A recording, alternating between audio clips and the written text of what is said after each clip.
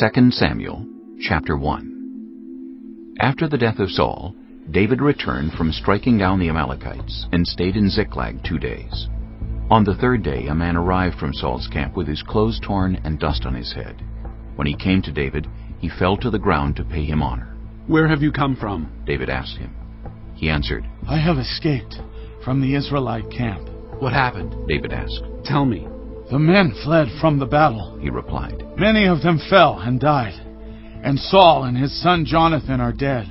Then David said to the young man who brought him the report, "How do you know that Saul and his son Jonathan are dead?" "I happened to be on Mount Gilboa," the young man said. "and there was Saul, leaning on his spear, with the chariots and their drivers in hot pursuit. When he turned around and saw me, he called out to me, and I said, 'What can I do?' He asked me, 'Who are you?' 'An Amalekite,' I answered. Then he said to me, 'Stand here by me and kill me. I'm in the throes of death, but I'm still alive.' So I stood beside him and killed him, because I knew that after he had fallen he could not survive. And I took the crown that was on his head and the band on his arm, and have brought them here to my lord." Then David and all the men with him took hold of their clothes and tore them. They mourned and wept and fasted till evening for Saul and his son Jonathan, and for the army of the Lord, and for the nation of Israel, because they had fallen by the sword. David said to the young man who brought him the report, "Where are you from?" "I am the son of a foreigner, an Amalekite," he answered. David asked him, "Why weren't you afraid to lift your hand to destroy the Lord's anointed?" Then David called one of his men and said, "Go, strike him down." So he struck him down, and he died. For David had said to him, "Your blood be on your own head.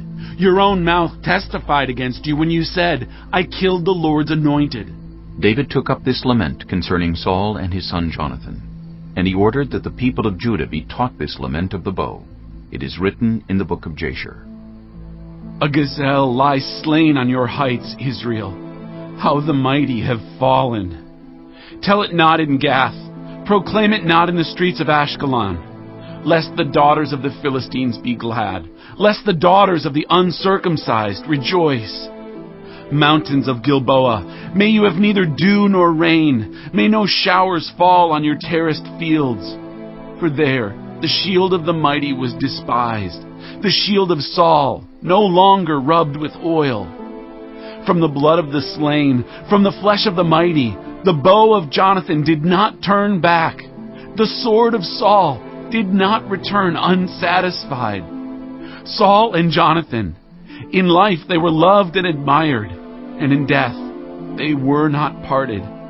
They were swifter than eagles. They were stronger than lions. Daughters of Israel, weep for Saul, who clothed you in scarlet and finery, who adorned your garments with ornaments of gold. How the mighty have fallen in battle.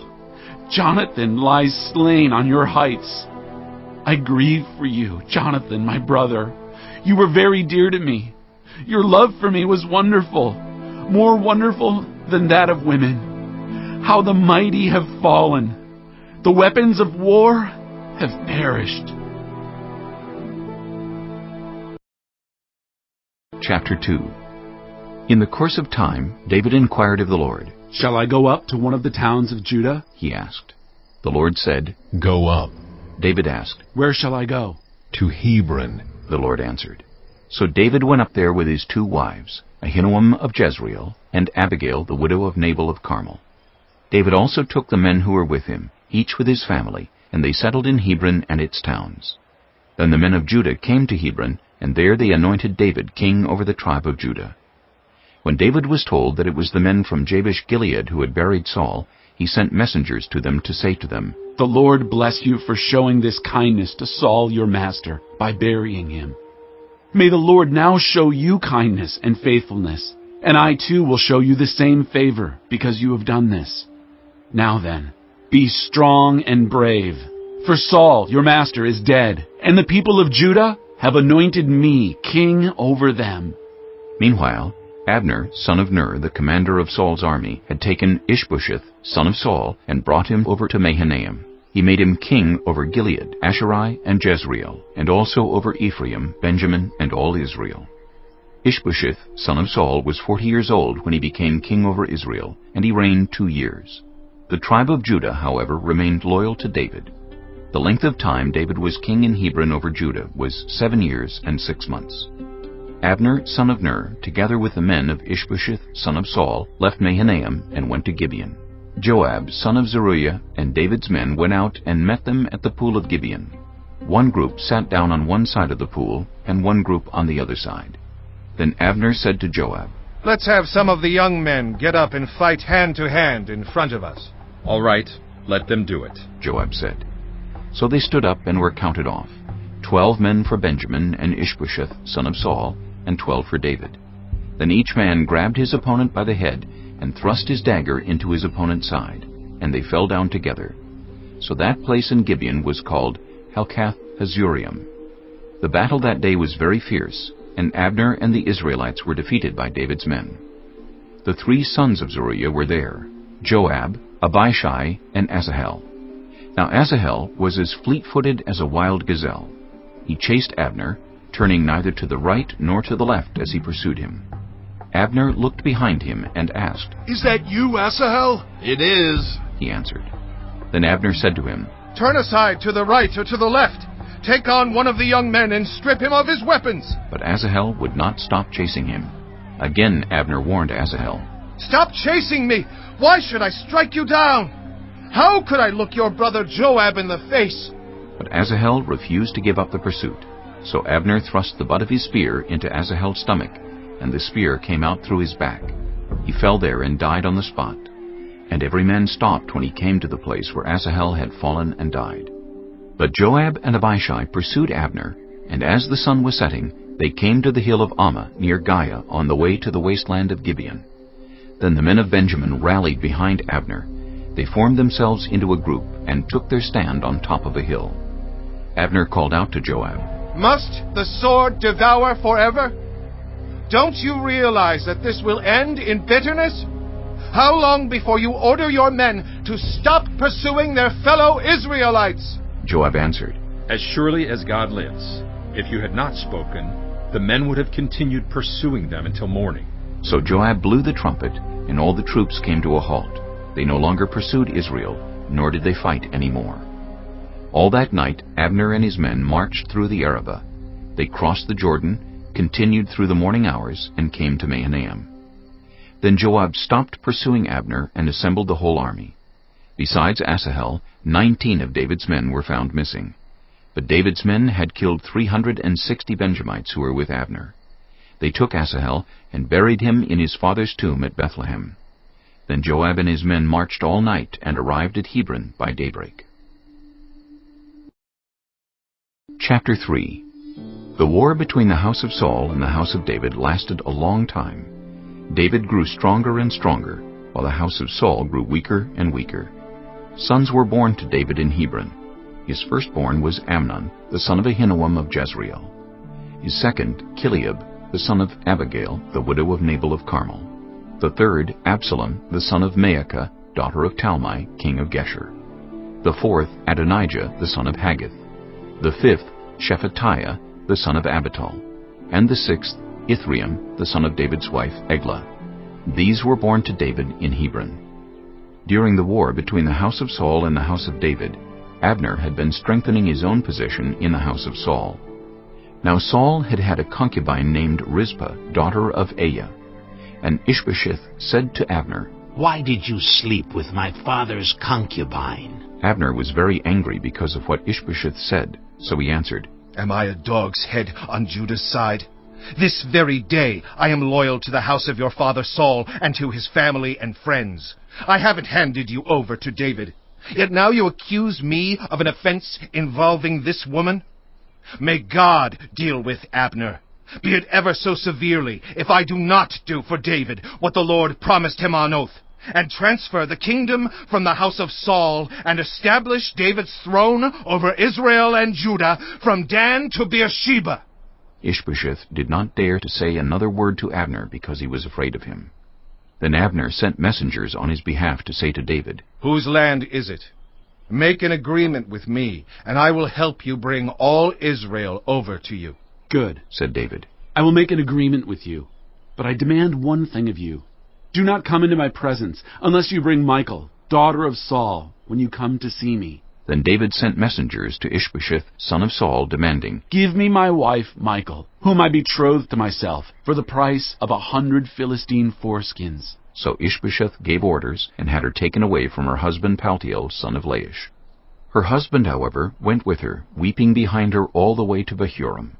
Then Abner said to him, "Go back home." So he went back. Abner conferred with the elders of Israel and said, "For some time you have wanted to make David your king. Now do it. For the Lord promised David, 'By my servant David I will rescue my people Israel from the hand of the Philistines and from the hand of all their enemies.'" Abner also spoke to the Benjamites in person. Then he went to Hebron to tell David everything that Israel and the whole tribe of Benjamin wanted to do. When Abner, who had 20 men with him, came to David at Hebron, David prepared a feast for him and his men. Then Abner said to David, "Let me go at once, and assemble all Israel for my lord the king, so that they may make a covenant with you, and that you may rule over all that your heart desires." So David sent Abner away, and he went in peace. Just then David's men and Joab returned from a raid, and brought with them a great deal of plunder. But Abner was no longer with David in Hebron, because David had sent him away, and he had gone in peace. When Joab and all the soldiers with him arrived, he was told that Abner, son of Ner, had come to the king, and that the king had sent him away, and that he had gone in peace. So Joab went to the king and said, "What have you done? Look, Abner came to you. Why did you let him go? Now he is gone. You know Abner, son of Ner. He came to deceive you and observe your movements and find out everything you are doing." Joab then left David and sent messengers after Abner, and they brought him back from the cistern at Sirah. But David did not know it. Now when Abner returned to Hebron, Joab took him aside into an inner chamber, as if to speak with him privately. And there, to avenge the blood of his brother Asahel, Joab stabbed him in the stomach, and he died. Later, when David heard about this, he said, "I and my kingdom are forever innocent before the Lord concerning the blood of Abner, son of Ner. May his blood fall on the head of Joab and on his whole family. May Joab's family never be without someone who has a running sore or leprosy, or who leans on a crutch, or who falls by the sword, or who lacks food." Joab and his brother Abishai murdered Abner because he had killed their brother Asahel in the battle at Gibeon. Then David said to Joab and all the people with him, "Tear your clothes and put on sackcloth and walk in mourning in front of Abner." King David himself walked behind the bier. They buried Abner in Hebron, and the king wept aloud at Abner's tomb. All the people wept also. The king sang this lament for Abner: "Should Abner have died as the lawless die? Your hands were not bound, your feet were not fettered. You fell as one falls before the wicked." And all the people wept over him again. Then they all came and urged David to eat something while it was still day. But David took an oath, saying, "May God deal with me, be it ever so severely, if I taste bread or anything else before the sun sets." All the people took note and were pleased. Indeed, everything the king did pleased them. So on that day, all the people there and all Israel knew that the king had no part in the murder of Abner, son of Ner. Then the king said to his men, "Do you not realize that a commander and a great man has fallen in Israel this day? And today, though I am the anointed king, I am weak, and these sons of Zeruiah are too strong for me. May the Lord repay the evildoer according to his evil deeds." Chapter 4. When Ish-bosheth, son of Saul, heard that Abner had died in Hebron, he lost courage, and all Israel became alarmed. Now Saul's son had 2 men who were leaders of raiding bands. One was named Baanah, and the other Rechab. They were sons of Rimmon the Beerothite, from the tribe of Benjamin. Beeroth is considered part of Benjamin, because the people of Beeroth fled to Gittim and have resided there as foreigners to this day. Jonathan, son of Saul, had a son who was lame in both feet. He was 5 years old when the news about Saul and Jonathan came from Jezreel. His nurse picked him up and fled, but as she hurried to leave, he fell and became disabled. His name was Mephibosheth. Now Rechab and Baanah, the sons of Rimmon the Beerothite, set out for the house of Ish-bosheth. And they arrived there in the heat of the day while he was taking his noonday rest. They went into the inner part of the house as if to get some wheat, and they stabbed him in the stomach. Then Rechab and his brother Baanah slipped away. They had gone into the house while he was lying on the bed in his bedroom. After they stabbed and killed him, they cut off his head. Taking it with them, they traveled all night by way of the Arabah. They brought the head of Ish-bosheth to David at Hebron and said to the king, "Here is the head of Ish-bosheth, son of Saul, your enemy, who tried to kill you. This day the Lord has avenged my lord the king against Saul and his offspring."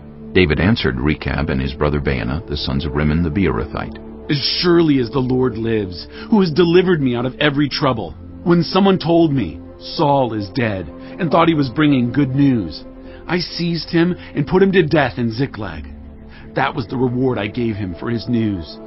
How much more, when wicked men have killed an innocent man in his own house and on his own bed, should I not now demand his blood from your hand and rid the earth of you?" So David gave an order to his men, and they killed them. They cut off their hands and feet, and hung the bodies by the pool in Hebron. But they took the head of Ish-bosheth and buried it in Abner's tomb at Hebron. Chapter 5. All the tribes of Israel came to David at Hebron and said, "We are your own flesh and blood. In the past, while Saul was king over us, you were the one who led Israel on their military campaigns. And the Lord said to you, 'You will shepherd my people Israel, and you will become their ruler.'" When all the elders of Israel had come to King David at Hebron, the king made a covenant with them at Hebron before the Lord, and they anointed David king over Israel. David was 30 years old when he became king, and he reigned 40 years. In Hebron he reigned over Judah 7 years and 6 months, and in Jerusalem he reigned over all Israel and Judah 33 years. The king and his men marched to Jerusalem to attack the Jebusites who lived there. The Jebusites said to David, "You will not get in here. Even the blind and the lame can ward you off." They thought. "David cannot get in here." Nevertheless, David captured the fortress of Zion, which is the city of David. On that day David had said, "Anyone who conquers the Jebusites will have to use the water shaft to reach those lame and blind, who are David's enemies." That is why they say, "The blind and lame will not enter the palace." David then took up residence in the fortress and called it the City of David. He built up the area around it, from the terraces inward, and he became more and more powerful because the Lord God Almighty was with him. Now Hiram, king of Tyre, sent envoys to David, along with cedar logs and carpenters and stonemasons, and they built a palace for David. Then David knew that the Lord had established him as king over Israel, and had exalted his kingdom for the sake of his people Israel. After he left Hebron, David took more concubines and wives in Jerusalem, and more sons and daughters were born to him. These are the names of the children born to him there: Shemuah, Shobab, Nathan, Solomon, Ibhar, Elishua, Nephig, Japhiah, Elishama, Eliada, and Eliphalet. When the Philistines heard that David had been anointed king over Israel, they went up in full force to search for him. But David heard about it and went down to the stronghold. Now the Philistines had come and spread out in the valley of Rephaim. So David inquired of the Lord, "Shall I go and attack the Philistines? Will you deliver them into my hands?" The Lord answered him, "Go, for I will surely deliver the Philistines into your hands." So David went to Baal Perazim, and there he defeated them. He said, "As waters break out, the Lord has broken out against my enemies before me." So that place was called Baal Perazim. The Philistines abandoned their idols there, and David and his men carried them off. Once more the Philistines came up and spread out in the valley of Rephaim. So David inquired of the Lord, and he answered, "Do not go straight up, but circle around behind them, and attack them in front of the poplar trees. As soon as you hear the sound of marching in the tops of the poplar trees, move quickly, because that will mean the Lord has gone out in front of you to strike the Philistine army." So David did as the Lord commanded him, and he struck down the Philistines, all the way from Gibeon to Gezer. Chapter 6. David again brought together all the able young men of Israel, 30,000. He and all his men went to Baalah in Judah, to bring up from there the ark of God, which is called by the name of the Lord Almighty, who is enthroned between the cherubim on the ark. They set the ark of God on a new cart, and brought it from the house of Abinadab, which was on the hill. Uzzah and Ahio, sons of Abinadab, were guiding the new cart with the ark of God on it, and Ahio was walking in front of it. David and all Israel were celebrating with all their might before the Lord, with castanets, harps, lyres, timbrels, sistrums, and cymbals. When they came to the threshing floor of Nacon, Uzzah reached out and took hold of the ark of God, because the oxen stumbled. The Lord's anger burned against Uzzah because of his irreverent act. Therefore God struck him down, and he died there beside the ark of God. Then David was angry because the Lord's wrath had broken out against Uzzah, and to this day that place is called Perez Uzzah. David was afraid of the Lord that day and said, "How can the ark of the Lord ever come to me?" He was not willing to take the ark of the Lord to be with him in the city of David. Instead, he took it to the house of Obed-Edom the Gittite. The ark of the Lord remained in the house of Obed-Edom the Gittite for 3 months, and the Lord blessed him and his entire household. Now King David was told, "The Lord has blessed the household of Obed-Edom and everything he has, because of the ark of God." So David went to bring up the ark of God from the house of Obed-Edom to the city of David with rejoicing. When those who were carrying the ark of the Lord had taken 6 steps, he sacrificed a bull and a fattened calf. Wearing a linen ephod, David was dancing before the Lord with all his might, while he and all Israel were bringing up the ark of the Lord with shouts and the sound of trumpets. As the ark of the Lord was entering the city of David, Michal, daughter of Saul, watched from a window. And when she saw King David leaping and dancing before the Lord, she despised him in her heart. They brought the ark of the Lord and set it in its place inside the tent that David had pitched for it. And David sacrificed burnt offerings and fellowship offerings before the Lord. After he had finished sacrificing the burnt offerings and fellowship offerings, he blessed the people in the name of the Lord Almighty. Then he gave a loaf of bread, a cake of dates, and a cake of raisins to each person in the whole crowd of Israelites, both men and women, and all the people went to their homes.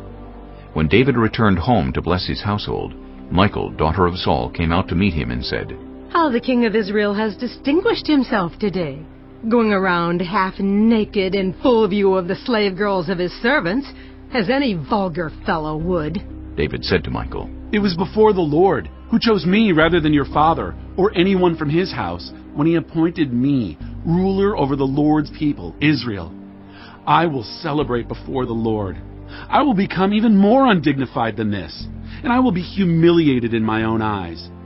But by these slave girls you spoke of, I will be held in honor." And Michal, daughter of Saul, had no children to the day of her death. Chapter 7. After the king was settled in his palace, and the Lord had given him rest from all his enemies around him, he said to Nathan the prophet, "Here I am, living in a house of cedar, while the ark of God remains in a tent." Nathan replied to the king, "Whatever you have in mind, go ahead and do it, for the Lord is with you." But that night the word of the Lord came to Nathan, saying, "Go and tell my servant David, this is what the Lord says. Are you the one to build me a house to dwell in? I have not dwelt in a house from the day I brought the Israelites up out of Egypt to this day. I have been moving from place to place with a tent as my dwelling. Wherever I have moved with all the Israelites, did I ever say to any of their rulers, whom I commanded to shepherd my people Israel, 'Why have you not built me a house of cedar?' Now then, tell my servant David, this is what the Lord Almighty says. I took you from the pasture, from tending the flock, and appointed you ruler over my people Israel. I have been with you wherever you have gone, and I have cut off all your enemies from before you. Now I will make your name great, like the names of the greatest men on earth, and I will provide a place for my people Israel, and will plant them so that they can have a home of their own, and no longer be disturbed. Wicked people will not oppress them anymore, as they did at the beginning, and have done ever since the time I appointed leaders over my people Israel. I will also give you rest from all your enemies. The Lord declares to you that the Lord Himself will establish a house for you. When your days are over and you rest with your ancestors, I will raise up your offspring to succeed you, your own flesh and blood, and I will establish his kingdom. He is the one who will build a house for my name, and I will establish the throne of his kingdom forever. I will be his father, and he will be my son. When he does wrong, I will punish him with a rod wielded by men, with floggings inflicted by human hands. But my love will never be taken away from him, as I took it away from Saul, whom I removed from before you. Your house and your kingdom will endure forever before me. Your throne will be established forever. Nathan reported to David all the words of this entire revelation. Then King David went in and sat before the Lord, and he said, Who am I, sovereign Lord, and what is my family, that you have brought me this far? And as if this were not enough in your sight, sovereign Lord, you have also spoken about the future of the house of your servant. And this decree, sovereign Lord, is for a mere human. What more can David say to you? For you know your servant, sovereign Lord. For the sake of your word and according to your will, you have done this great thing and made it known to your servant. How great you are, sovereign Lord! There is no one like you, and there is no God but you, as we have heard with our own ears. And who is like your people, Israel, the one nation on earth that God went out to redeem as a people for himself, and to make a name for himself, and to perform great and awesome wonders by driving out nations and their gods from before your people, whom you redeemed from Egypt? You have established your people Israel as your very own forever, and you, Lord, have become their God. And now, Lord God, keep forever the promise you have made concerning your servant and his house. Do as you promised, so that your name will be great forever. Then people will say, The Lord Almighty is God over Israel, and the house of your servant David will be established in your sight. Lord Almighty, God of Israel, you have revealed this to your servant, saying, I will build a house for you. So your servant has found courage to pray this prayer to you. Sovereign Lord, you are God. Your covenant is trustworthy, and you have promised these good things to your servant. Now, be pleased to bless the house of your servant, that it may continue forever in your sight. For you, sovereign Lord, have spoken, and with your blessing, the house of your servant will be blessed forever. Chapter 8. In the course of time, David defeated the Philistines and subdued them, and he took Metheg-Ammah from the control of the Philistines. David also defeated the Moabites. He made them lie down on the ground and measured them off with a length of cord. Every 2 lengths of them were put to death, and the 3rd length was allowed to live. So the Moabites became subject to David and brought him tribute. Moreover, David defeated Hadad-Ezer, son of Rehob, king of Zobah, when he went to restore his monument at the Euphrates River. David captured 1,000 of his chariots, 7,000 charioteers, and 20,000 foot soldiers. He hamstrung all but 100 of the chariot horses. When the Arameans of Damascus came to help Hadad-Ezer, king of Zobah, David struck down 22,000 of them. He put garrisons in the Aramean kingdom of Damascus, and the Arameans became subject to him and brought tribute. The Lord gave David victory wherever he went. David took the gold shields that belonged to the officers of Hadad-Ezer and brought them to Jerusalem. From Tebah and Beerothai, towns that belonged to Hadad-Ezer, King David took a great quantity of bronze. When Tu, king of Hamath, heard that David had defeated the entire army of Hadad-Ezer, he sent his son Joram to King David to greet him and congratulate him on his victory in battle over Hadad-Ezer, who had been at war with Tu. Joram brought with him articles of silver, of gold, and of bronze. King David dedicated these articles to the Lord, as he had done with the silver and gold from all the nations he had subdued: Edom and Moab, the Ammonites and the Philistines and Amalek. He also dedicated the plunder taken from Hadad-Ezer, son of Rehob, king of Zobah. And David became famous after he returned from striking down 18,000 Edomites in the Valley of Salt. He put garrisons throughout Edom, and all the Edomites became subject to David. The Lord gave David victory wherever he went. David reigned over all Israel, doing what was just and right for all his people. Joab, son of Zeruiah, was over the army. Jehoshaphat, son of Ahilud, was recorder. Zadok, son of Ahitub, and Ahimelech, son of Abiathar, were priests. Sariah was secretary. Benaiah, son of Jehoiada, was over the Kerethites and Pelethites. And David's sons were priests. Chapter 9. David asked, Is there anyone still left of the house of Saul, to whom I can show kindness for Jonathan's sake? Now there was a servant of Saul's household named Ziba. They summoned him to appear before David, and the king said to him, Are you Ziba? At your service, he replied. The king asked, Is there no one still alive from the house of Saul, to whom I can show God's kindness? Ziba answered the king, There is still a son of Jonathan. He is lame in both feet. Where is he? The king asked.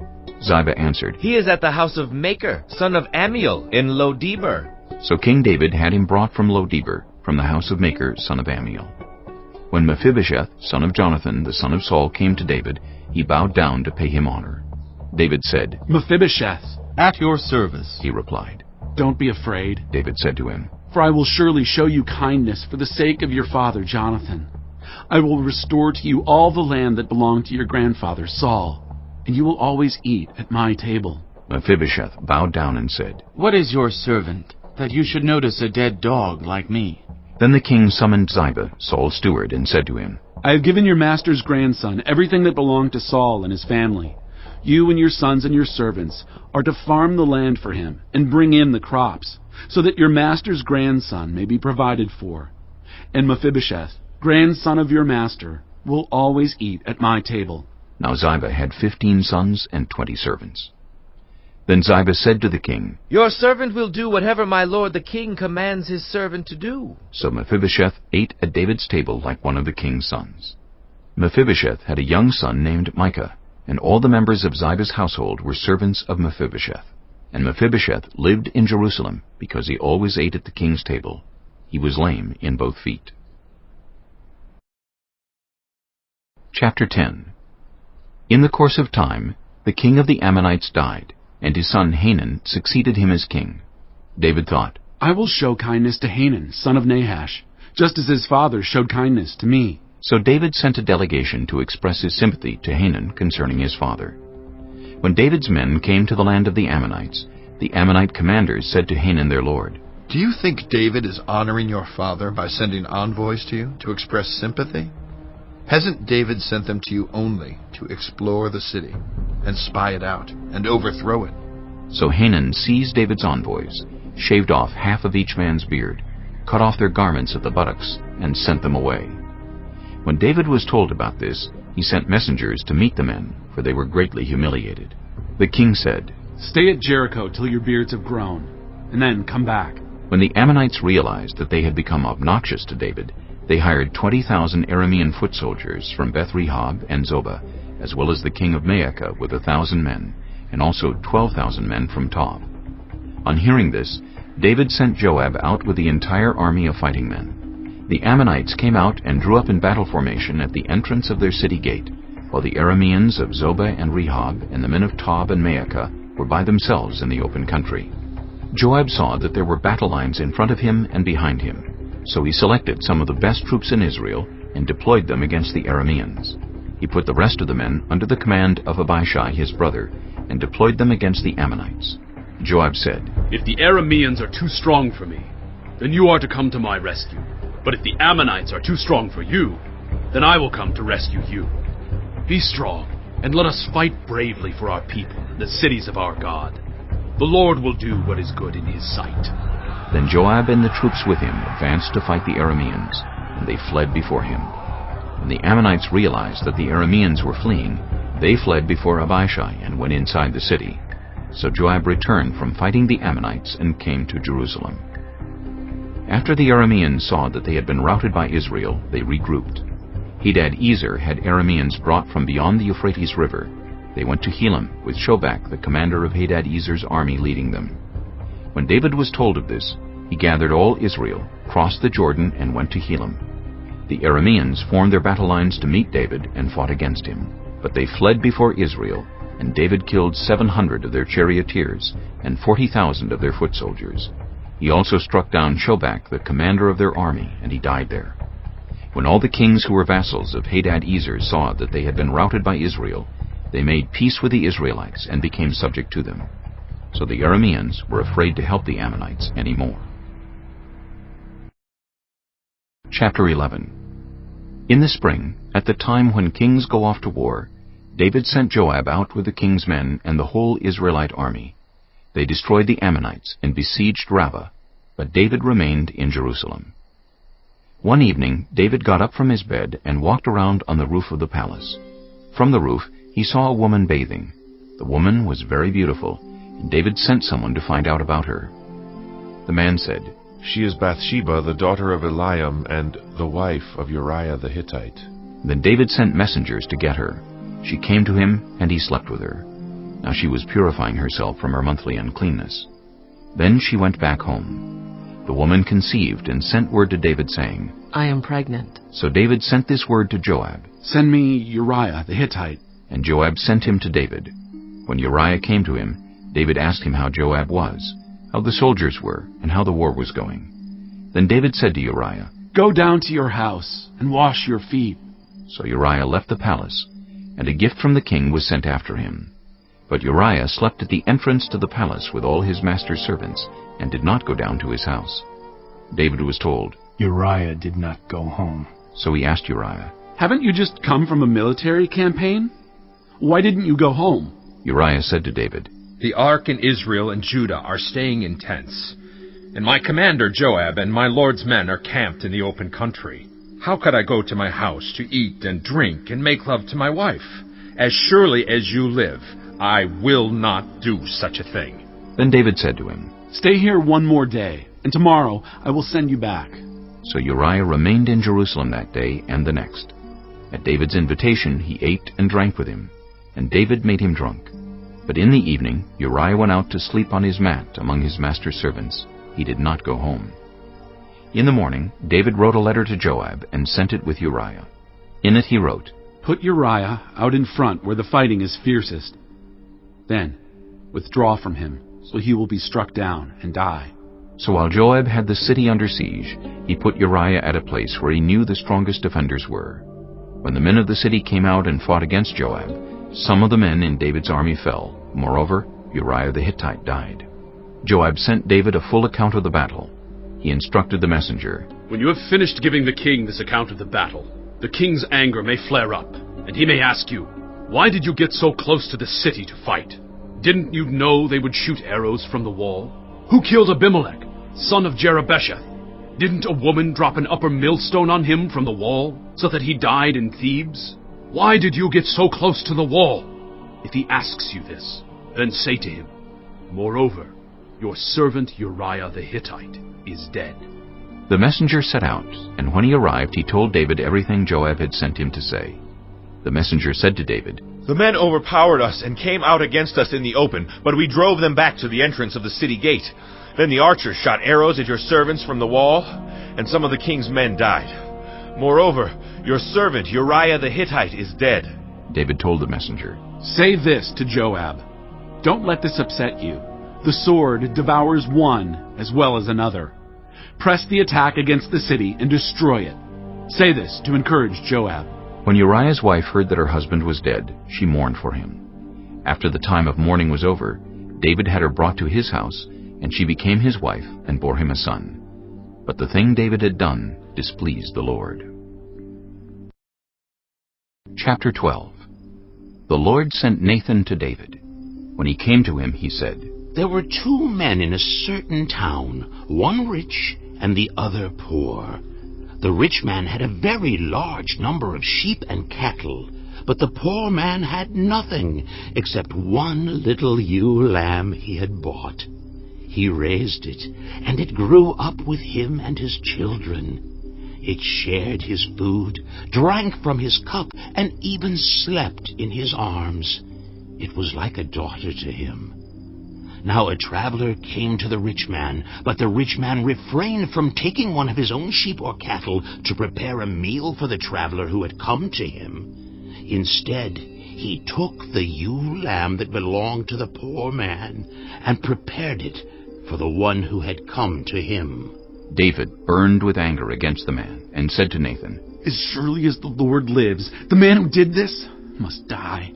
You must pay for that lamb 4 times over, because he did such a thing and had no pity. Then Nathan said to David, You are the man. This is what the Lord, the God of Israel, says.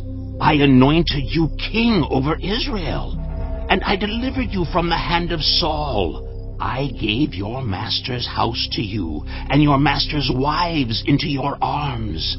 I gave you all Israel and Judah. And if all this had been too little, I would have given you even more. Why did you despise the word of the Lord by doing what is evil in his eyes?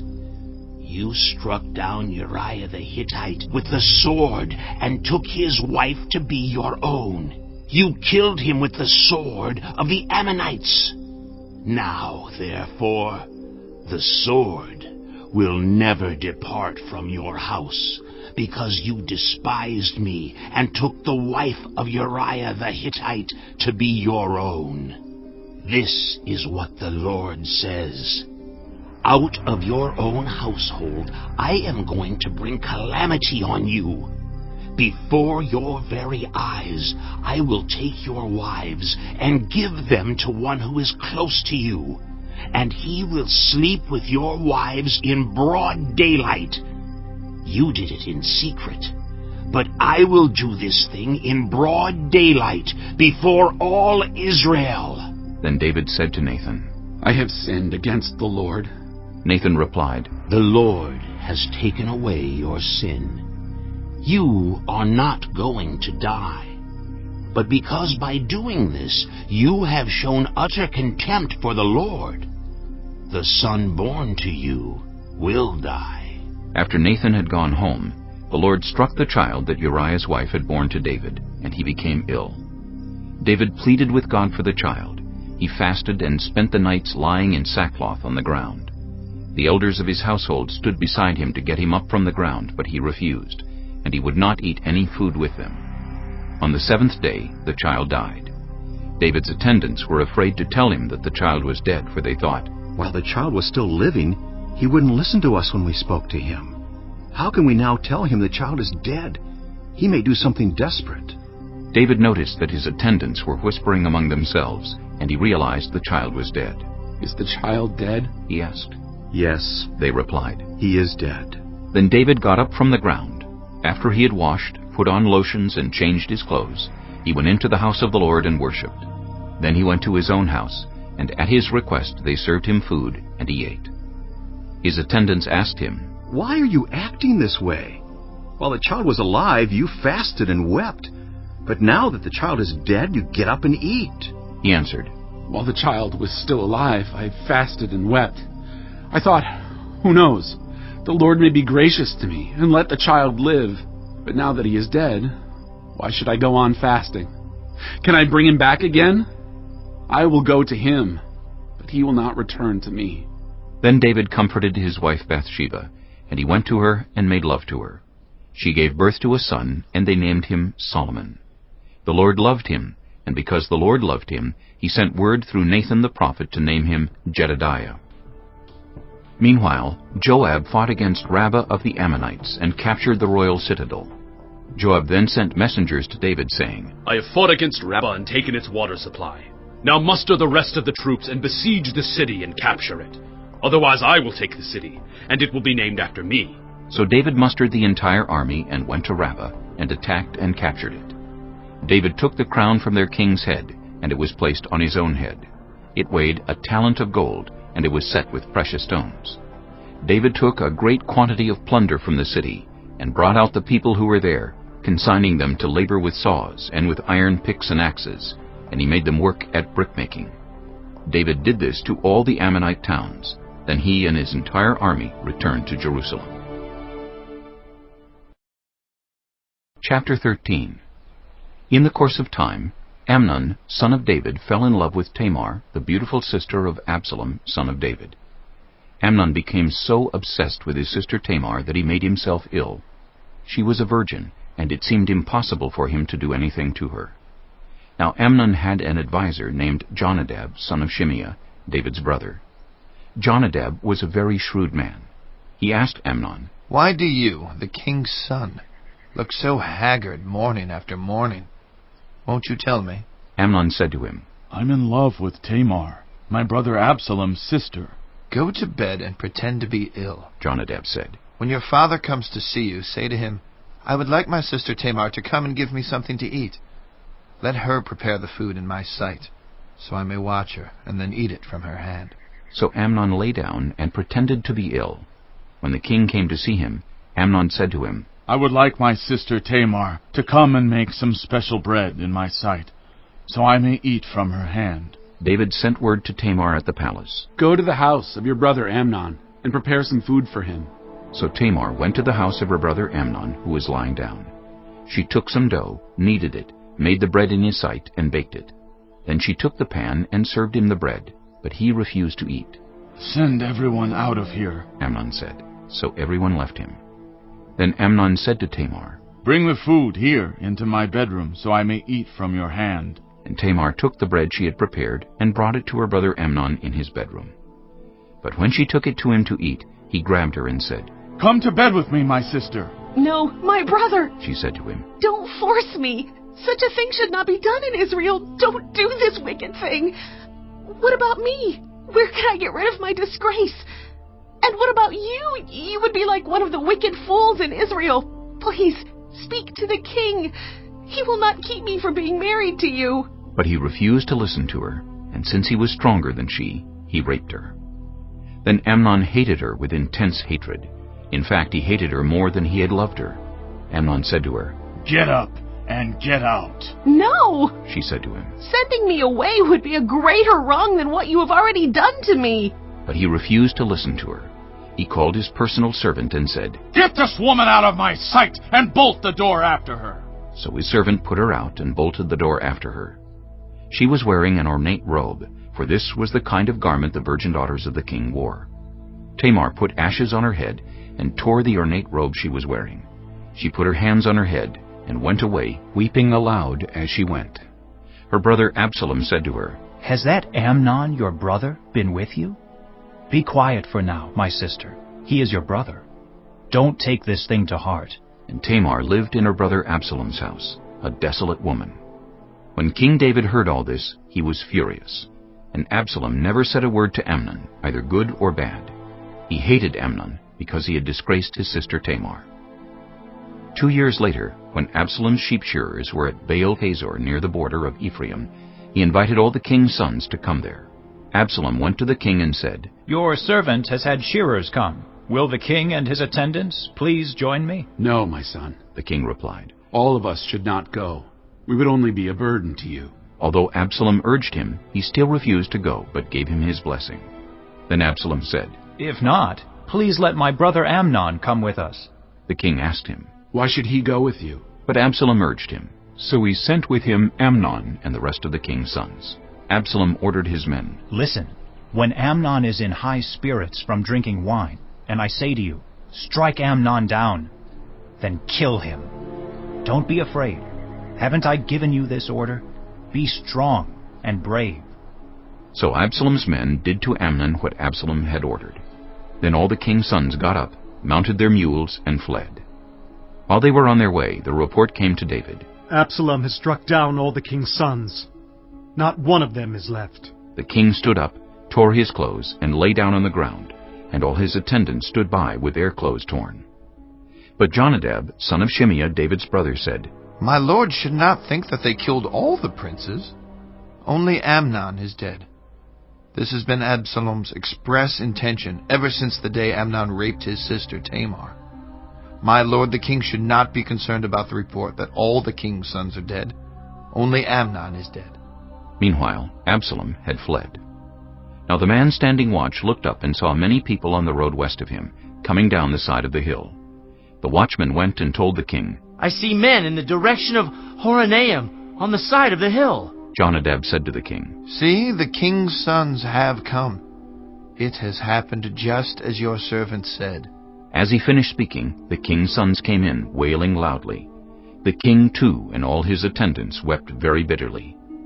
Absalom fled and went to Talmai, son of Ammihud, the king of Geshur. But King David mourned many days for his son. After Absalom fled and went to Geshur, he stayed there 3 years, and King David longed to go to Absalom, for he was consoled concerning Amnon's death. Chapter 14. Joab, son of Zeruiah, knew that the king's heart longed for Absalom. So Joab sent someone to Tekoa, and had a wise woman brought from there. He said to her, "Pretend you are in mourning. Dress in mourning clothes, and don't use any cosmetic lotions. Act like a woman who has spent many days grieving for the dead. Then go to the king and speak these words to him." And Joab put the words in her mouth. When the woman from Tekoa went to the king, she fell with her face to the ground to pay him honor. And she said, "Help me, your majesty." The king asked her, "What is troubling you?" She said, "I am a widow. My husband is dead. I, your servant, had 2 sons. They got into a fight with each other in the field, and no one was there to separate them. One struck the other and killed him. Now the whole clan has risen up against your servant. They say, 'Hand over the one who struck his brother down, so that we may put him to death for the life of his brother whom he killed. Then we will get rid of the heir as well.' They would put out the only burning coal I have left, leaving my husband neither name nor descendant on the face of the earth." The king said to the woman, "Go home, and I will issue an order in your behalf."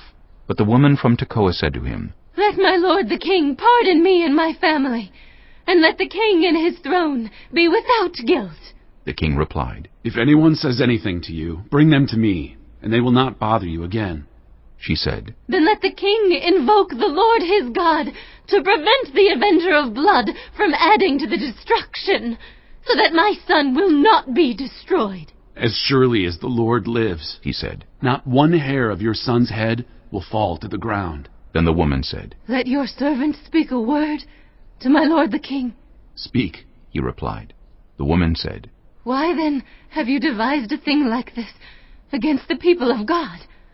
When the king says this, does he not convict himself?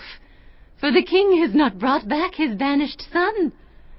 Like water spilled on the ground, which cannot be recovered, so we must die. But that is not what God desires. Rather, he devises ways so that a banished person does not remain banished from him. And now I have come to say this to my lord the king, because the people have made me afraid. Your servant thought, 'I will speak to the king. Perhaps he will grant his servant's request. Perhaps the king will agree to deliver his servant from the hand of the man who is trying to cut off both me and my son from God's inheritance.' And now your servant says, 'May the word of my lord the king secure my inheritance, for my lord the king is like an angel of God in discerning good and evil. May the Lord your God be with you.'" Then the king said to the woman, "Don't keep from me the answer to what I am going to ask you." "Let my lord the king speak," the woman said. The king asked, "Isn't the hand of Joab with you in all this?" The woman answered, "As surely as you live, my lord the king. No one can turn to the right or to the left from anything my lord the king says. Yes, it was your servant Joab who instructed me to do this, and who put all these words into the mouth of your servant. Your servant Joab did this to change the present situation. My lord has wisdom like that of an angel of God. He knows everything that happens in the land." The king said to Joab, "Very well, I will do it. Go, bring back the young man Absalom." Joab fell with his face to the ground to pay him honor, and he blessed the king. Joab said, "Today your servant knows that he has found favor in your eyes, my lord the king, because the king has granted his servant's request." Then Joab went to Geshur and brought Absalom back to Jerusalem. But the king said, "He must go to his own house. He must not see my face." So Absalom went to his own house and did not see the face of the king. In all Israel there was not a man so highly praised for his handsome appearance as Absalom. From the top of his head to the sole of his foot there was no blemish in him. Whenever he cut the hair of his head, he used to cut his hair once a year because it became too heavy for him, he would weigh it, and its weight was 200 shekels by the royal standard. 3 sons and a daughter were born to Absalom. His daughter's name was Tamar, and she became a beautiful woman. Absalom lived 2 years in Jerusalem without seeing the king's face. Then Absalom sent for Joab in order to send him to the king. But Joab refused to come to him. So he sent a second time, but he refused to come. Then he said to his servants, "Look, Joab's field is next to mine, and he has barley there. Go and set it on fire." So Absalom's servants set the field on fire. Then Joab did go to Absalom's house, and he said to him, "Why have your servants set my field on fire?" Absalom said to Joab, "Look, I sent word to you and said, 'Come here, so I can send you to the king to ask, why have I come from Geshur? It would be better for me if I were still there. Now then, I want to see the king's face. And if I am guilty of anything, let him put me to death.'" So Joab went to the king and told him this. Then the king summoned Absalom, and he came in and bowed down with his face to the ground before the king. And the king kissed Absalom. Chapter 15.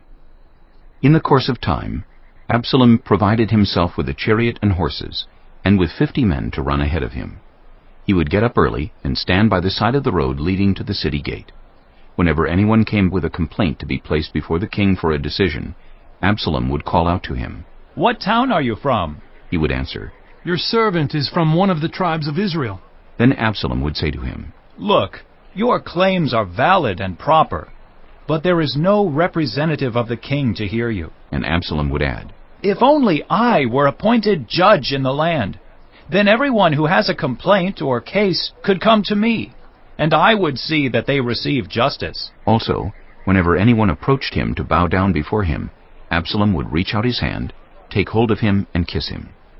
Absalom behaved in this way toward all the Israelites who came to the king asking for justice, and so he stole the hearts of the people of Israel.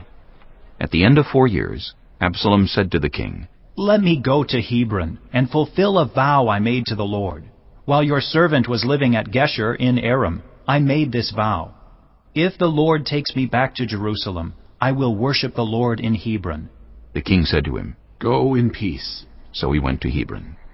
Then Absalom sent secret messengers throughout the tribes of Israel to say, "As soon as you hear the sound of the trumpets, then say, 'Absalom is king in Hebron.'"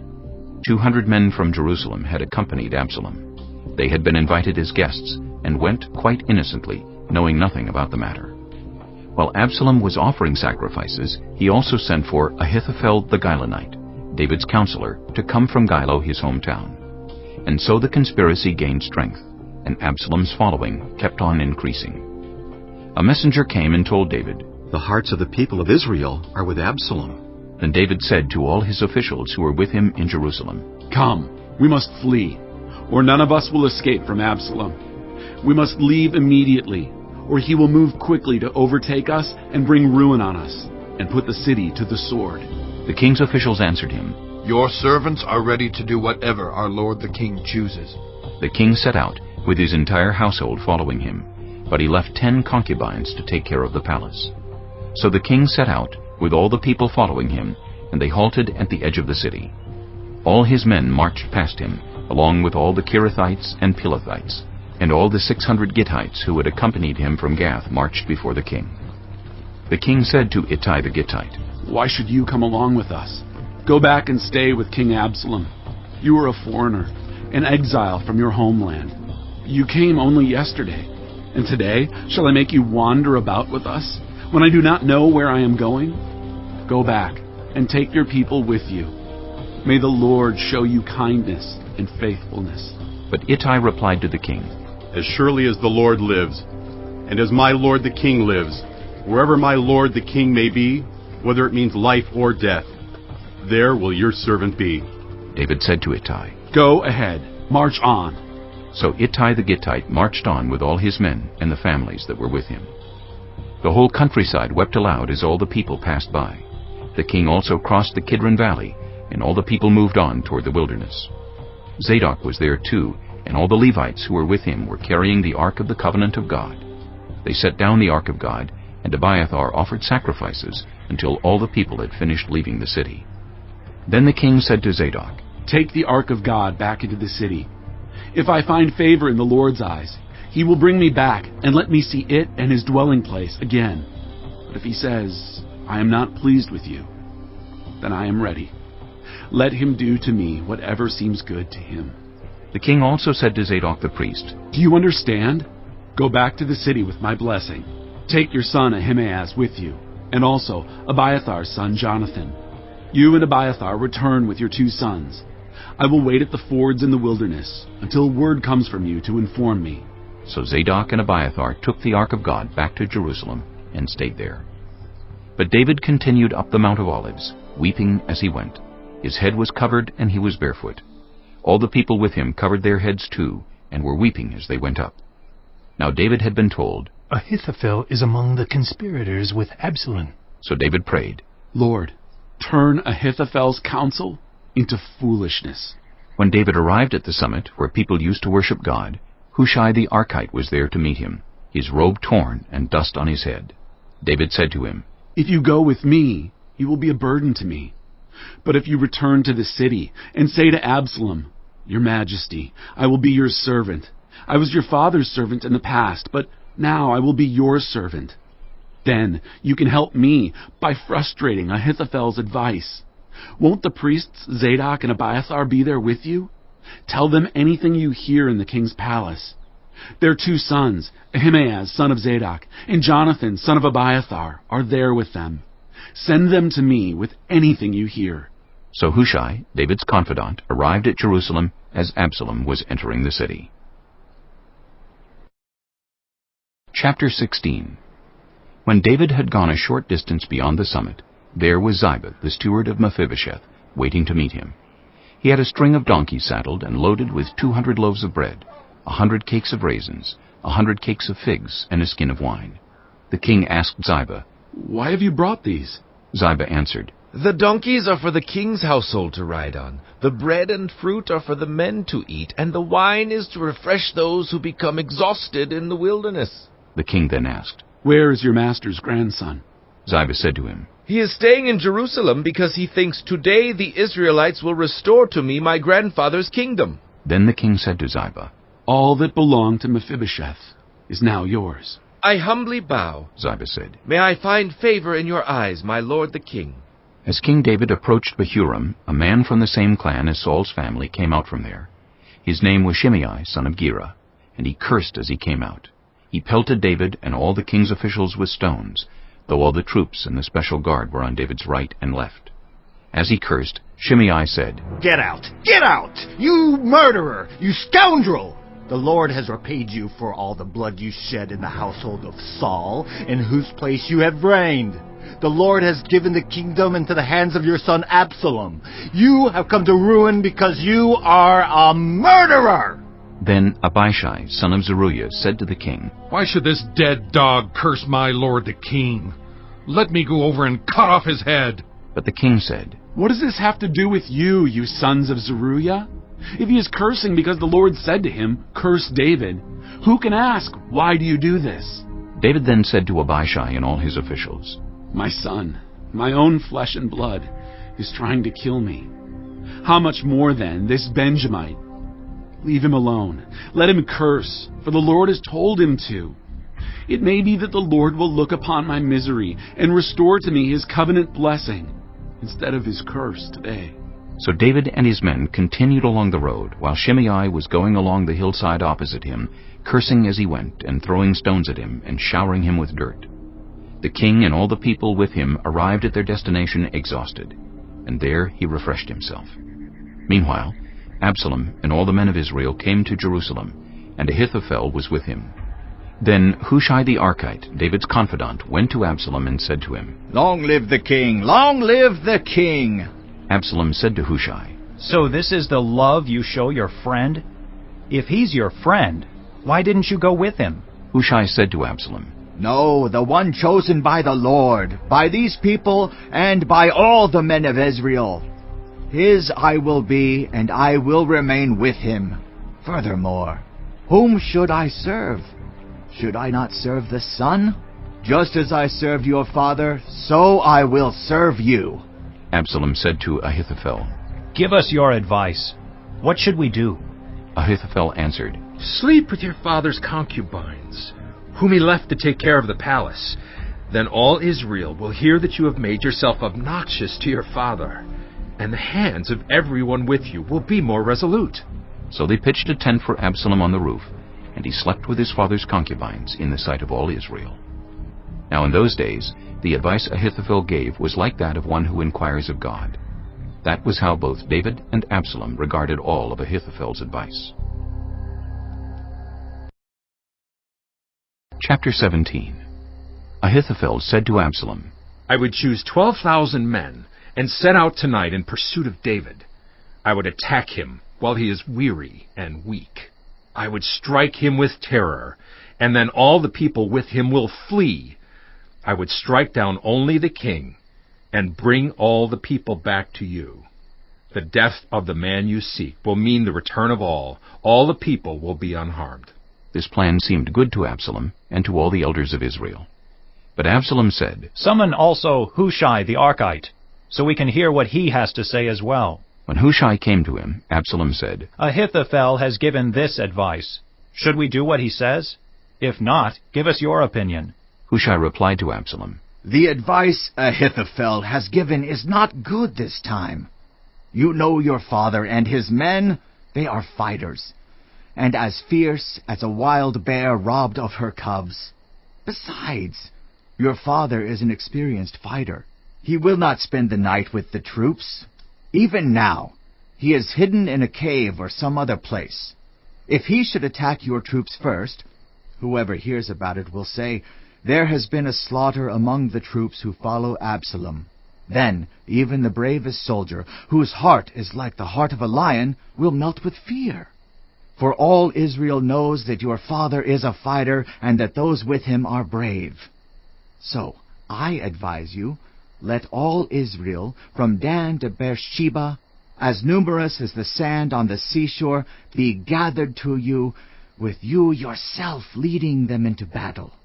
Then we will attack him wherever he may be found, and we will fall on him as dew settles on the ground. Neither he nor any of his men will be left alive.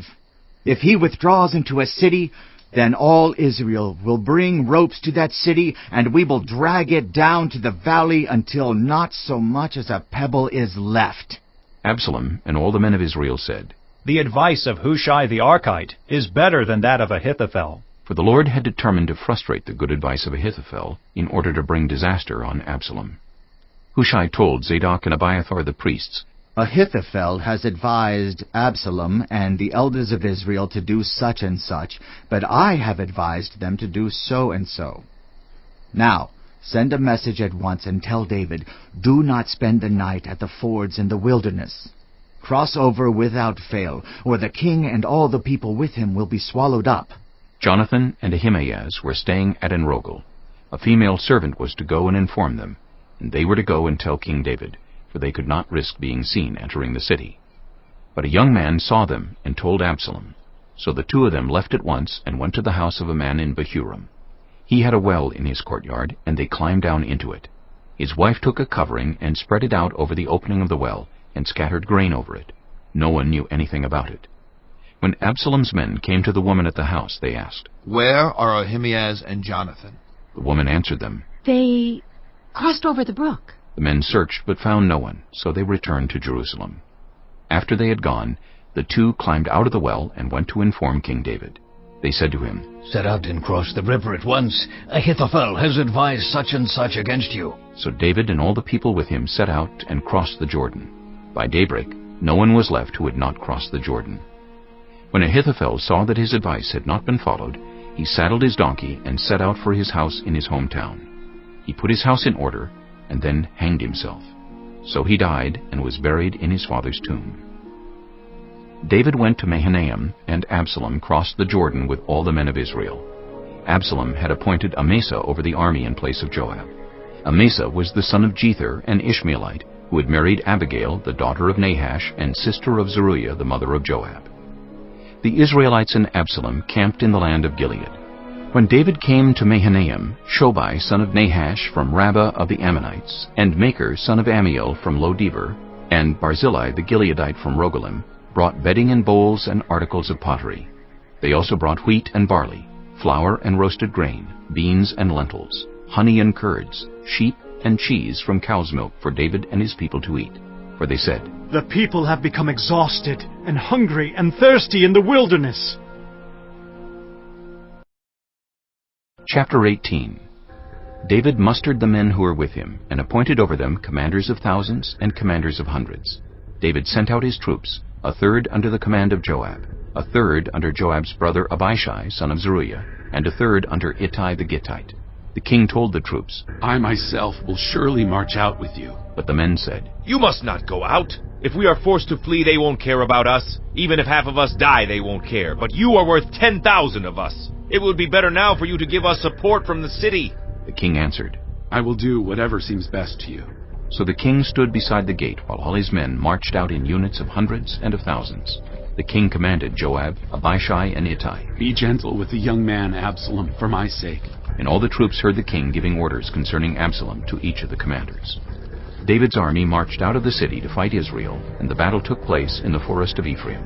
There, Israel's troops were routed by David's men, and the casualties that day were great, 20,000 men. The battle spread out over the whole countryside, and the forest swallowed up more men that day than the sword. Now Absalom happened to meet David's men. He was riding his mule, and as the mule went under the thick branches of a large oak, Absalom's hair got caught in the tree. He was left hanging in midair, while the mule he was riding kept on going. When one of the men saw what had happened, he told Joab. "I just saw Absalom hanging in an oak tree." Joab said to the man who had told him this, "What? You saw him? Why didn't you strike him to the ground right there?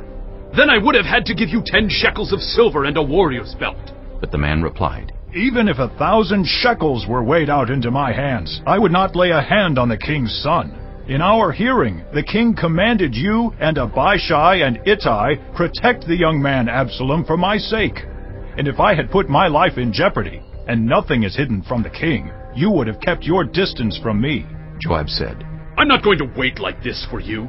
So he took 3 javelins in his hand, and plunged them into Absalom's heart, while Absalom was still alive in the oak tree. And 10 of Joab's armor-bearers surrounded Absalom, struck him, and killed him. Then Joab sounded the trumpet, and the troops stopped pursuing Israel, for Joab halted them. They took Absalom, threw him into a big pit in the forest, and piled up a large heap of rocks over him. Meanwhile, all the Israelites fled to their homes. During his lifetime, Absalom had taken a pillar and erected it in the king's valley as a monument to himself, for he thought, "I have no son to carry on the memory of my name." He named the pillar after himself, and it is called Absalom's monument to this day. Now Ahimaaz, son of Zadok, said, "Let me run and take the news to the king that the Lord has vindicated him by delivering him from the hand of his enemies." "You are not the one to take the news today," Joab told him. "You may take the news another time, but you must not do so today, because the king's son is dead." Then Joab said to a Cushite, "Go, tell the king what you have seen." The Cushite bowed down before Joab and ran off. Ahimaaz, son of Zadok, again said to Joab, "Come what may, please let me run behind the Cushite." But Joab replied, "My son, why do you want to go? You don't have any news that will bring you a reward." He said, "Come what may, I want to run." So Joab said, "Run." Then Ahimaaz ran by way of the plain, and outran the Cushite. While David was sitting between the inner and outer gates, the watchman went up to the roof of the gateway by the wall. As he looked out, he saw a man running alone. The watchman called out to the king and reported it. The king said, "If he is alone, he must have good news." And the runner came closer and closer. Then the watchman saw another runner, and he called down to the gatekeeper, "Look, another man running alone." The king said, "He must be bringing good news too." The watchman said, "It seems to me that the first one runs like Ahimaaz, son of Zadok." "He's a good man," the king said. "He comes with good news." Then Ahimaaz called out to the king, "All is well." He bowed down before the king with his face to the ground and said, "Praise be to the Lord your God. He has delivered up those who lifted their hands against my lord the king." The king asked, "Is the young man Absalom safe?" Ahimaaz answered, I saw great confusion just as Joab was about to send the king's servant and me, your servant, but I don't know what it was." The king said, "Stand aside and wait here." So he stepped aside and stood there. Then the Cushite arrived and said, "My lord, the king, hear the good news. The Lord has vindicated you today by delivering you from the hand of all who rose up against you." The king asked the Cushite, "Is the young man, Absalom, safe?" The Cushite replied, "May the enemies of my lord the king and all who rise up to harm you be like that young man." The king was shaken. He went up to the room over the gateway and wept. As he went, he said, "Oh, my son, Absalom! My son Absalom! If only I had died instead of you! Oh, Absalom, my son, my son!"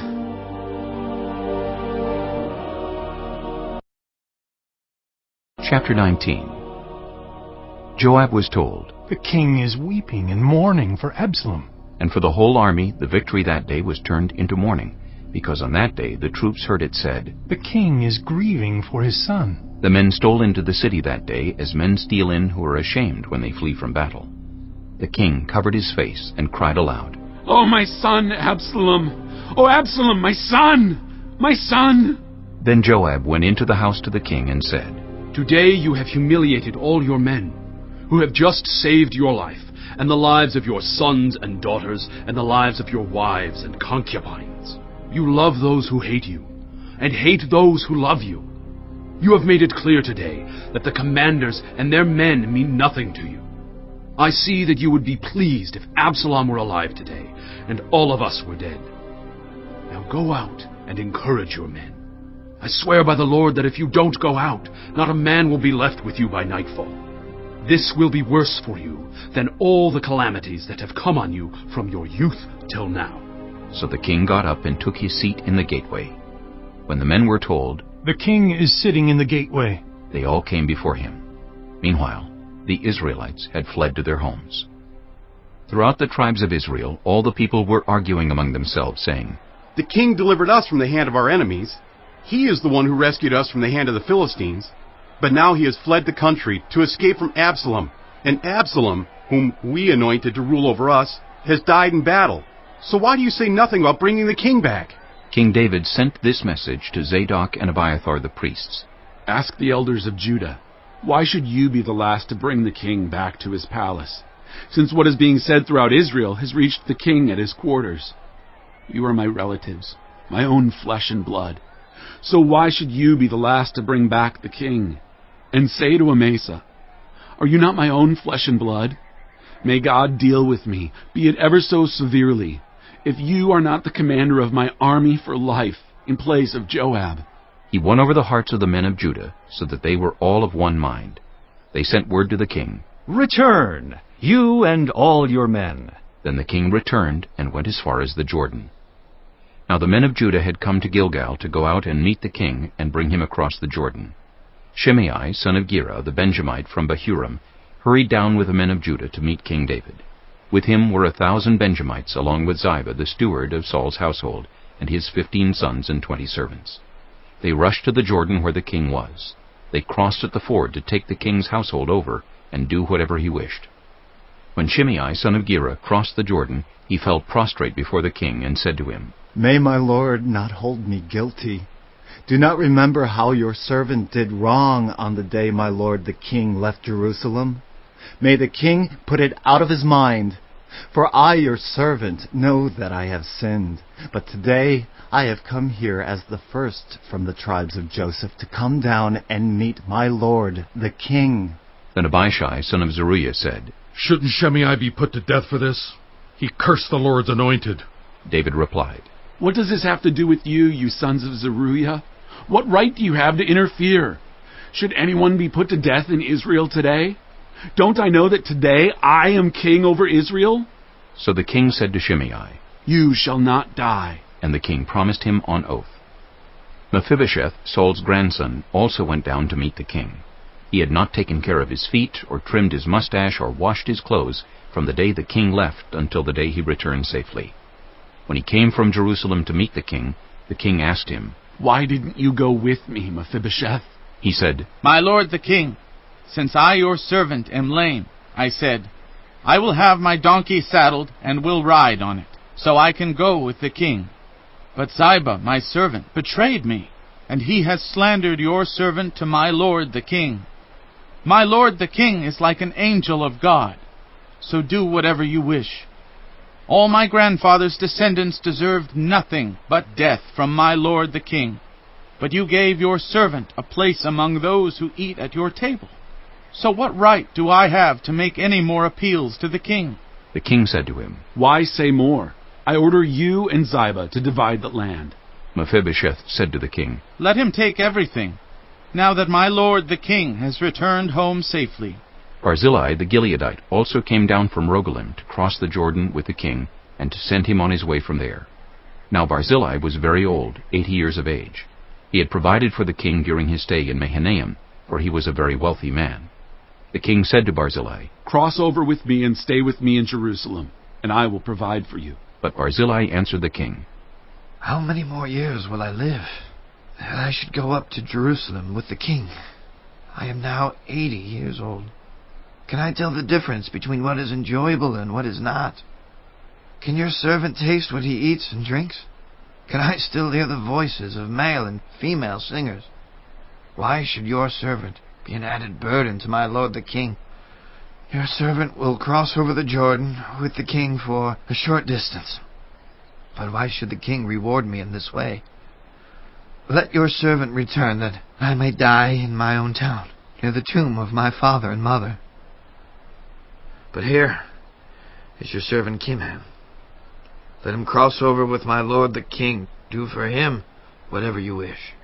The king said, Kimham shall cross over with me, and I will do for him whatever you wish, and anything you desire from me, I will do for you. So all the people crossed the Jordan, and then the king crossed over. The king kissed Barzillai and bid him farewell, and Barzillai returned to his home. When the king crossed over to Gilgal, Kimham crossed with him. All the troops of Judah and half the troops of Israel had taken the king over. Soon all the men of Israel were coming to the king and saying to him, Why did our brothers, the men of Judah, steal the king away and bring him and his household across the Jordan, together with all his men? All the men of Judah answered the men of Israel, We did this because the king is closely related to us. Why are you angry about it? Have we eaten any of the king's provisions? Have we taken anything for ourselves? Then the men of Israel answered the men of Judah, We have 10 shares in the king, so we have a greater claim on David than you have. Why then do you treat us with contempt? Weren't we the first to speak of bringing back our king? But the men of Judah pressed their claims even more forcefully than the men of Israel. Chapter 20. Now a troublemaker named Sheba, son of Bichri, a Benjamite, happened to be there. He sounded the trumpet and shouted, We have no share in David, no part in Jesse's son. Every man to his tent, Israel! So all the men of Israel deserted David to follow Sheba, son of Bichri. But the men of Judah stayed by their king all the way from the Jordan to Jerusalem. When David returned to his palace in Jerusalem, he took the 10 concubines he had left to take care of the palace and put them in a house under guard. He provided for them, but had no sexual relations with them. They were kept in confinement till the day of their death, living as widows. Then the king said to Amasa, Summon the men of Judah to come to me within 3 days, and be here yourself. But when Amasa went to summon Judah, he took longer than the time the king had set for him. David said to Abishai, Now Sheba, son of Bichri, will do us more harm than Absalom did. Take your master's men and pursue him, or he will find fortified cities and escape from us. So Joab's men and the Kerethites and Pelethites and all the mighty warriors went out under the command of Abishai. They marched out from Jerusalem to pursue Sheba, son of Bichri. While they were at the great rock in Gibeon, Amasa came to meet them. Joab was wearing his military tunic, and strapped over it at his waist was a belt with a dagger in its sheath. As he stepped forward, it dropped out of its sheath. Joab said to Amasa, How are you, my brother? Then Joab took Amasa by the beard with his right hand to kiss him. Amasa was not on his guard against the dagger in Joab's hand, and Joab plunged it into his belly, and his intestines spilled out on the ground. Without being stabbed again, Amasa died. Then Joab and his brother Abishai pursued Sheba, son of Bichri. One of Joab's men stood beside Amasa and said, Whoever favors Joab, and whoever is for David, Let him follow Joab. Amasa lay wallowing in his blood in the middle of the road, and the man saw that all the troops came to a halt there. When he realized that everyone who came up to Amasa stopped, he dragged him from the road into a field and threw a garment over him. After Amasa had been removed from the road, everyone went on with Joab to pursue Sheba son of Bichri. Sheba passed through all the tribes of Israel to Abel-Beth-Maachah and through the entire region of the Bichrites, who gathered together and followed him. All the troops with Joab came and besieged Sheba in Abel-Beth-Maachah. They built a siege ramp up to the city, and it stood against the outer fortifications. While they were battering the wall to bring it down, a wise woman called from the city. Listen! Listen! Tell Joab to come here, so I can speak to him. He went toward her, and she asked, Are you Joab? I am, he answered. She said, Listen to what your servant has to say. I'm listening, he said. She continued, Long ago they used to say, Get your answer at Abel, and that settled it. We are the peaceful and faithful in Israel. You are trying to destroy a city that is a mother in Israel. Why do you want to swallow up the Lord's inheritance? Far be it from me, Joab replied. Far be it from me to swallow up or destroy. That is not the case.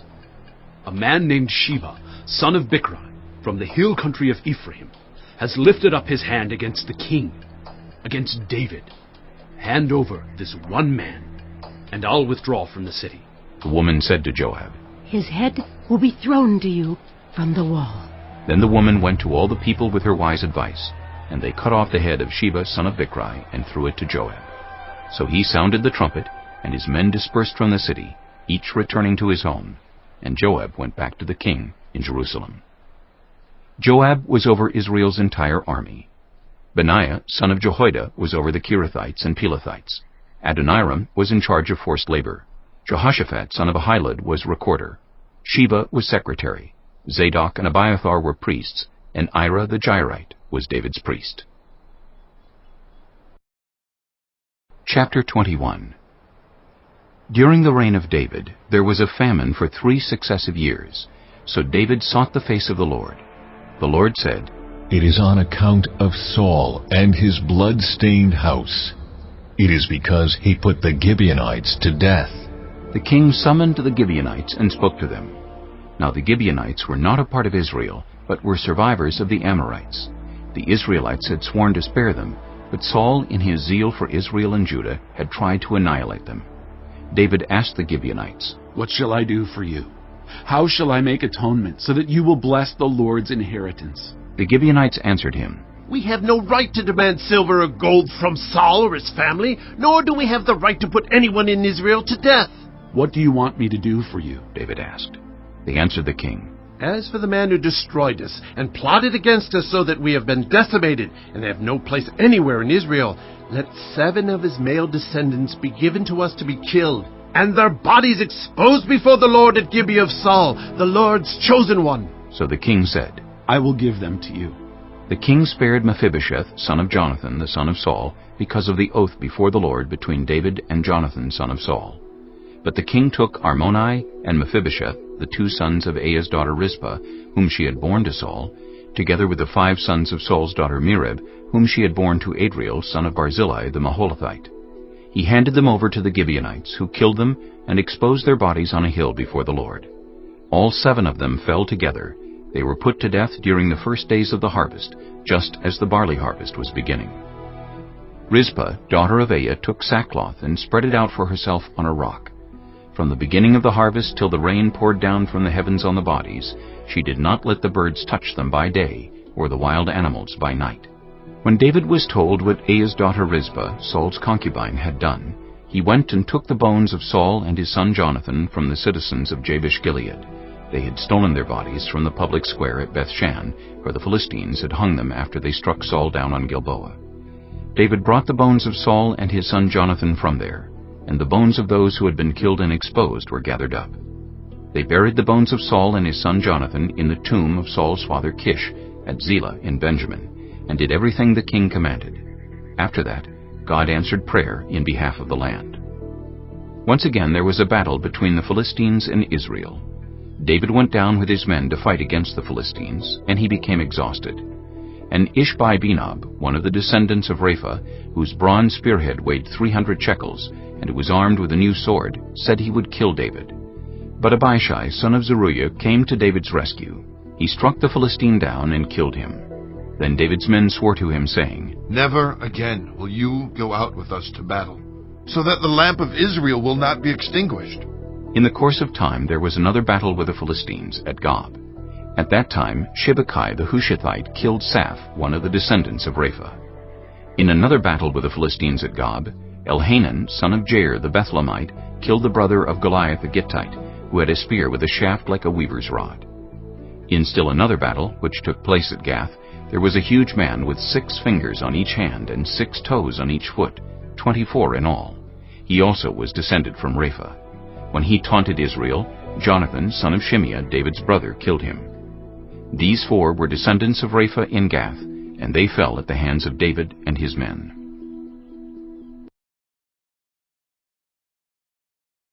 Chapter 22. David sang to the Lord the words of this song when the Lord delivered him from the hand of all his enemies, and from the hand of Saul. He said, "The Lord is my rock, my fortress, and my deliverer. My God is my rock, in whom I take refuge, my shield, and the horn of my salvation. He is my stronghold, my refuge and my Savior. From violent people you save me. I called to the Lord, who is worthy of praise, and have been saved from my enemies. The waves of death swirled about me. The torrents of destruction overwhelmed me. The cords of the grave coiled around me. The snares of death confronted me. In my distress, I called to the Lord. I called out to my God. From his temple, he heard my voice. My cry came to his ears. The earth trembled and quaked. The foundations of the heavens shook. They trembled because he was angry. Smoke rose from his nostrils. Consuming fire came from his mouth. Burning coals blazed out of it. He parted the heavens and came down. Dark clouds were under his feet. He mounted the cherubim and flew. He soared on the wings of the wind. He made darkness his canopy around him, the dark rain clouds of the sky. Out of the brightness of his presence, bolts of lightning blazed forth. The Lord thundered from heaven. The voice of the Most High resounded. He shot his arrows and scattered the enemy. With great bolts of lightning he routed them. The valleys of the sea were exposed, and the foundations of the earth laid bare at the rebuke of the Lord, at the blast of breath from his nostrils. He reached down from on high and took hold of me. He drew me out of deep waters. He rescued me from my powerful enemy, from my foes who were too strong for me. They confronted me in the day of my disaster, but the Lord was my support. He brought me out into a spacious place. He rescued me because he delighted in me. The Lord has dealt with me according to my righteousness. According to the cleanness of my hands, he has rewarded me. For I have kept the ways of the Lord. I am not guilty of turning from my God. All his laws are before me. I have not turned away from his decrees. I have been blameless before him, and have kept myself from sin. The Lord has rewarded me according to my righteousness, according to my cleanness in his sight. To the faithful, you show yourself faithful. To the blameless, you show yourself blameless. To the pure, you show yourself pure. But to the devious, you show yourself shrewd.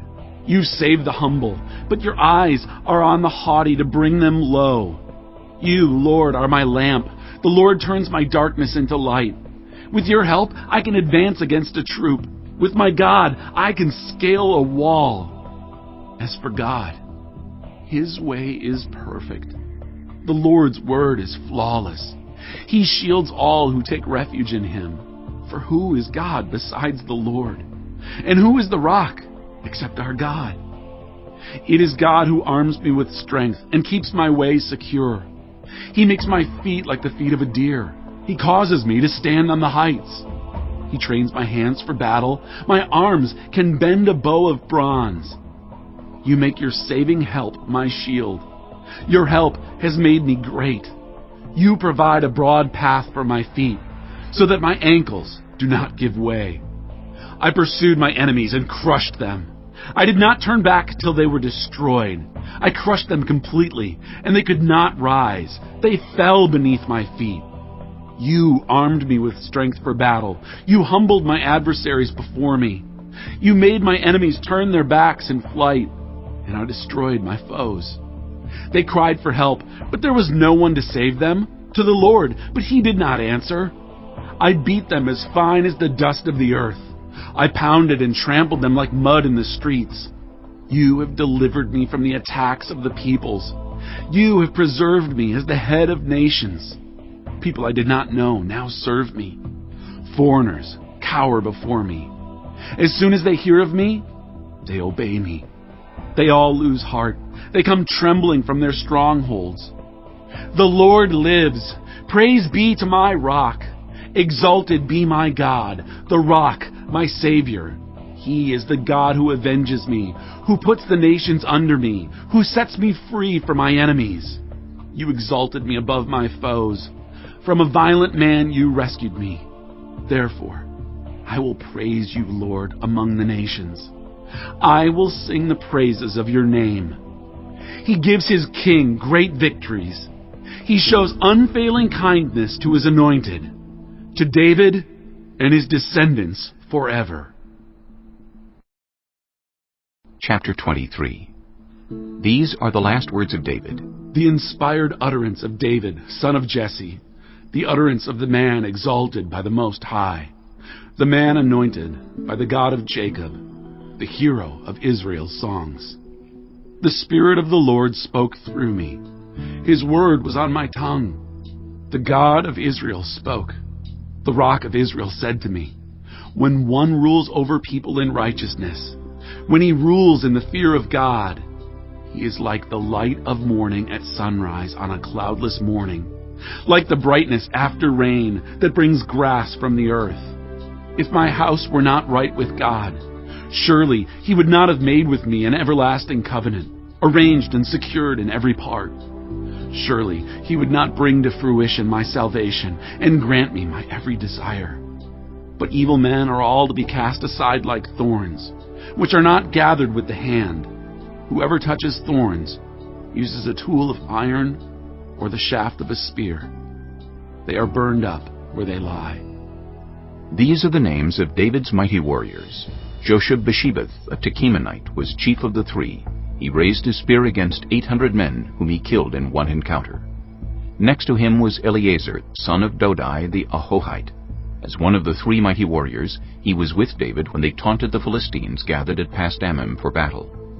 Then the Israelites retreated, but Eleazar stood his ground and struck down the Philistines till his hand grew tired and froze to the sword. The Lord brought about a great victory that day. The troops returned to Eleazar, but only to strip the dead. Next to him was Shammah, son of Agi the Hararite.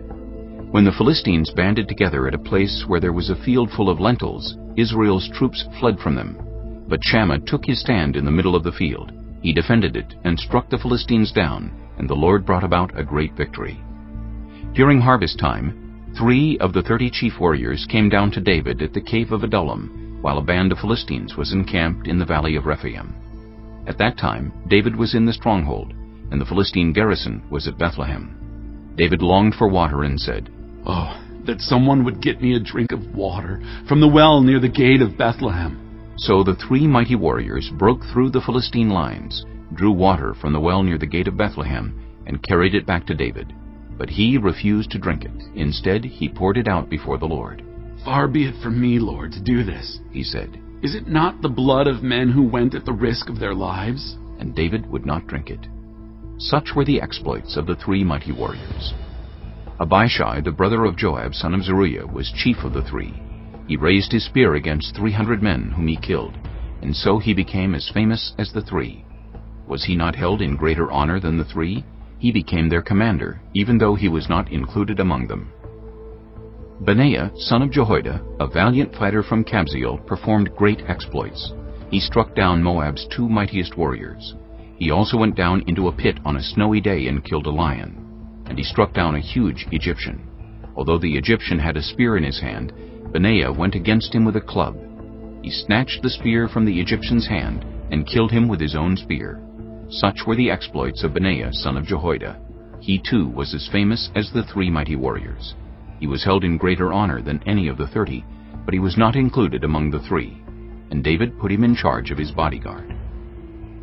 Among the 30 were Asahel, the brother of Joab, Elhanan, son of Dodo from Bethlehem, Shammah the Harodite, Elika the Harodite, Helez the Paltite, Ira, son of Ikish from Tekoa, Abiezer from Anathoth, Sibbecai the Hushathite, Zalmon the Ahohite, Maharai the Netophathite, Heled, son of Baanah the Netophathite, Ithai, son of Ribai from Gibeah in Benjamin, Benaiah the Pirathonite, Hiddai from the ravines of Gaash, Abi-Albon the Arbathite, Asmaveth the Barhumite, Eliabah the Shaalbonite, the sons of Jashan, Jonathan, son of Shammah the Hararite, Ahiam, son of Sherer the Hararite, Eliphelet, son of Ahasbai the Maacathite, Eliam, son of Ahithophel the Gilonite, Hezro the Carmelite, Haarai the Arbite, Igal, son of Nathan from Zobah, the son of Hagri, Zelek the Ammonite,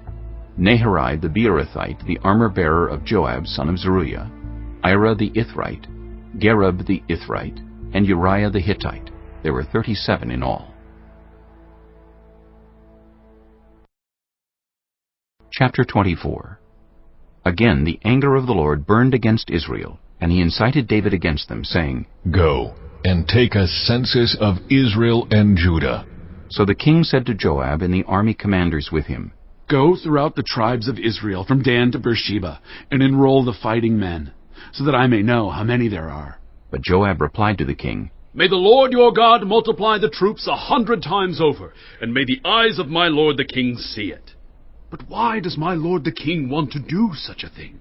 The king's word, however, overruled Joab and the army commanders, so they left the presence of the king to enroll the fighting men of Israel.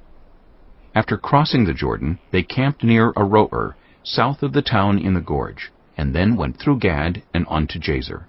They went to Gilead in the region of Tatim-Hodshai, and on to Dan-Jain, and around toward Sidon. Then they went toward the fortress of Tyre, and all the towns of the Hivites and Canaanites. Finally, they went on to Beersheba in the Negev of Judah. After they had gone through the entire land, they came back to Jerusalem at the end of 9 months and 20 days. Joab reported the number of the fighting men to the king. In Israel there were 800,000 able-bodied men who could handle a sword, and in Judah 500,000. David was conscience-stricken after he had counted the fighting men, and he said to the Lord, I have sinned greatly in what I have done. Now, Lord, I beg you, take away the guilt of your servant. I have done a very foolish thing. Before David got up the next morning, the word of the Lord had come to Gad the prophet, David's seer. Go, and tell David, this is what the Lord says. I am giving you 3 options. Choose one of them for me to carry out against you. So Gad went to David and said to him, Shall there come on you 3 years of famine in your land, or 3 months of fleeing from your enemies while they pursue you, or 3 days of plague in your land? Now then, think it over, and decide how I should answer the one who sent me. David said to Gad, I am in deep distress. Let us fall into the hands of the Lord, for his mercy is great. But do not let me fall into human hands. So the Lord sent a plague on Israel from that morning until the end of the time designated, and 70,000 of the people from Dan to Beersheba died. When the angel stretched out his hand to destroy Jerusalem, the Lord relented concerning the disaster, and said to the angel who was afflicting the people, Enough. Withdraw your hand. The angel of the Lord was then at the threshing floor of Araunah the Jebusite. When David saw the angel who was striking down the people, he said to the Lord, I have sinned. I, the shepherd, have done wrong. These are but sheep. What have they done? Let your hand fall on me and my family. On that day, Gad went to David and said to him, Go up and build an altar to the Lord on the threshing floor of Araunah the Jebusite. So David went up as the Lord had commanded through Gad. When Araunah looked and saw the king and his officials coming toward him, he went out and bowed down before the king with his face to the ground. Araunah said, Why has my lord the king come to his servant? To buy your threshing floor, David answered. so I can build an altar to the Lord, that the plague on the people may be stopped. Araunah said to David, Let my lord the king take whatever he wishes and offer it up. Here are oxen for the burnt offering, and here are threshing sledges and ox yokes for the wood. Your majesty, Araunah gives all this to the king. Araunah also said to him, May the Lord your God accept you. But the king replied to Araunah, No, I insist on paying you for it. I will not sacrifice to the Lord my God burnt offerings that cost me nothing. So David bought the threshing floor and the oxen, and paid 50 shekels of silver for them. David built an altar to the Lord there, and sacrificed burnt offerings and fellowship offerings.